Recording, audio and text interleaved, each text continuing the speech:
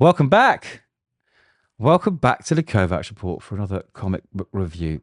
And boy, oh boy, do I have a special book for you this week. None other than We're Taking Everyone Down With Us by Matthew Rosenberg and Stefano Landini. Now, Matthew Rosenberg is one of my favorites. His Four Kids Walk Into a Bank is in my top 100 books of all time. It's just fantastic. If you've not read that, go get it now. I've also done a video of it, so if you want to get an idea of what happens in the book, go check that out.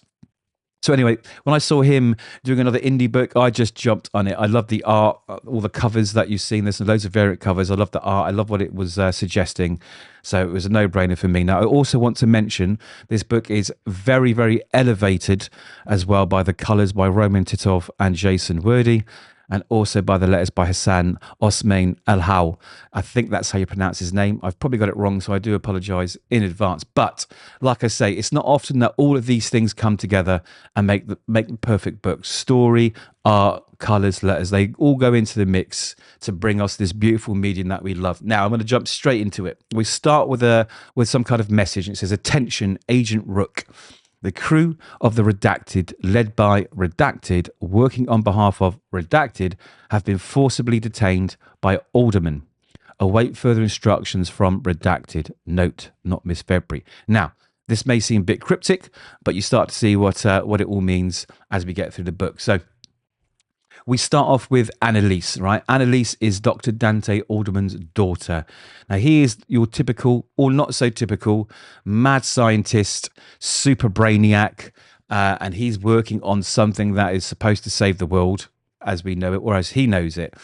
And we're put into this sci-fi espionage, fast-paced world with his young daughter, Annalise. And it starts off looking like she's being pursued by some pretty dangerous robot. She's got a rock in her hand and she's ready to fight, you see. So we're thinking, oh dear, is she in trouble? But anyway, we do find out, actually, she's playing hide and seek with the robots, and they are robot servants to her father. Now, she wanted to play hide and seek with her dad, but because he's one of those typical fathers who doesn't have time for his daughter because it's all about the work, it's all about the greater cause, she gets quite upset and she ends up playing these robots, and she does throw a rock at one and damage him. Now, all these robots, as you'll see, they're all different colors and they all have different personalities. So they're not your standard issue, sort of, for want of a better word, robotic, programmed to talk like this robots. And it really does add something to it. There's this sort of dark comedy that runs through it. And these guys they're funny. They're funny and dangerous. Anyway, so she asks the robots to see her dad, and they say, look, he's really busy. It's always the same response. He's too busy, he's too busy, he's too busy. And it upsets. She's a young girl. She needs time for a father. Anyway, she heads back to the house, which you can see is some secluded cliff. It looks like they're hiding somewhere away from the rest of the world. And it's a little fortress while he conducts this work, this mystery work that's going to save the world. Anyway, we are introduced to him and his assistant while they're doing some experiments, and she interrupts him and startles him, and they have this father and daughter moments. Now, all these father and daughter moments in the book are actually really, really well done, and it really helps connect with the characters. He is one of those men, like I say, that puts his work before his family. The mother's passed. We don't know why or how just yet. And she just wants some attention, and he gets angry about it. He's very much a logical man, very pragmatic, but you do see that he loves her too. There's these moments where he's being this stern father, this disciplinarian, and then when he kind of senses that he's got too angry at her or he's upset her, you can see him soften slightly. So, he isn't a one-dimensional character. I like him. Whether he's good or bad, we don't know. And that's what I love about this book as well, is that he's presented as her father, so you assume that maybe he's good because he's working on some experiment to save the world. But is he? We don't know his past yet. But some of that comes to the fore throughout this issue, which, by the way, is a double-sized issue, and I was very, very pleased with that, because what's better than one issue of this book? Two. Okay, so she runs off, sort of play hide and seek on her own or do whatever, and she discovers the door that she's not allowed in. Anyway, she of course breaks in because she's a bad girl. She's got some sand, as I used to say in the old days. She goes down to the cellar and finds all these weapons of torture, and she finds someone screaming, begging for help. Now, he tells her that he's a sailor and that her father has kidnapped him, that he's innocent, etc., etc. When she doesn't start playing the game with him, he gets really angry at her. And you see this thing where he's like getting angry and he's frustrated, and then he tries to sort of soften and trick her into letting him go. Now, she does find this little device which will come into play later. But anyway, she is interrupted by her father, who this guy calls the Vitruvian. Right, so her father does have some weird past. Is he a villain? Is he some kind of vigilante? We don't know, but he's not well loved. And this guy is obviously the guy that was on the boat from that message at the beginning to say that the crew of the ship has been taken hostage. Right, so this is where that starts playing in. Anyway, he knows that he's the Vitruvian, and they have this moment. He sends his daughter out of the room because he's got stuff to do. But, while she's out of the room, we get to the crew where he conducts these weird experiments on them. You can see them just melting into nothing, right? And the crew is saying, look, we're innocent. We just, we were just giving him passage somewhere. We're like, please let us go. But he can't take any risks. And basically, they get murdered. The robots very systematically just snap their necks. It's brilliant. It's so well done. Anyway, he's got blood on his clothes, obviously, for murdering and torturing these people. And he says he needs to change of clothes. So his assistant brings him this, what looks like some kind of super suit, is the best way I could say it. Very reminiscent of Doctor Doom, but not.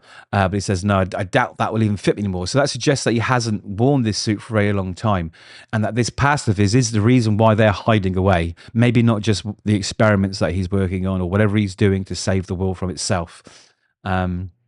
Anyway, again, we get a little moment here where he realizes that he's been a bit harsh on her, and he comes up there to talk to his daughter, and he she doesn't want to speak to him. The usual thing that they're sort of the father-daughter moments are brilliant, and only because they just feel so real.